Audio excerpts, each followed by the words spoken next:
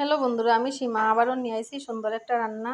তো আজকে আমি রান্না করি আর তুর রসা। আজকে তুর রসাটা আমি পেঁয়াজ রসুন দিয়ে করবো। তো ভিডিওটা পুরা দেখতে থাকো।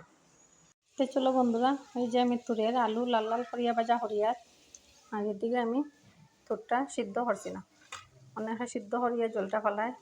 আমি সিদ্ধ করছি না, সিদ্ধ করলে স্বাদ জিনিসটা যায় গিয়ে। আর এই যে আমি বেসন রাখছি, বেসন দিয়ে হালকাভাবে বড়া করবো করিয়া তরকারি করবো। তো দেখো বন্ধুরা, আলুও ভাজি লিছি, এদিকে তুরটাও ভাজি লিছি। আর এখানে মশলা নিছি হলদির গুঁড়া, জিরার গুঁড়া, মরিচের গুঁড়া আর আছে ধনিয়ার গুঁড়া। আর এদিকে পেস্ট করা রসুন, পেঁয়াজ আর স্বাদ মতো লবণ। তো চলো কীরকম রান্না করি দেখো। এদিকে আমি পেস্টটা ভাজি। আর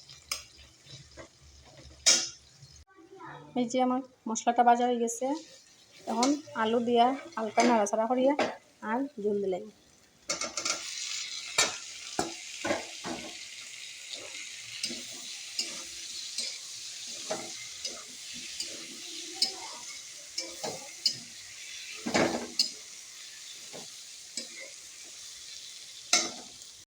তো দেখো বন্ধুরা, আমার তরকারিটা প্রায় হয়ে গেছে। আর এই যে এদিকে আমি আদা আর গরম মশলা বাটিয়া রাখছি, এখন এটা দিয়ে আমি নামাই নিব। এই যে রান্না শেষ। আর তরকারিটা কীরকম হয়েছে অবশ্যই কমেন্ট করিয়া জানাইও। আর এদিকে কচু বড়া করছি।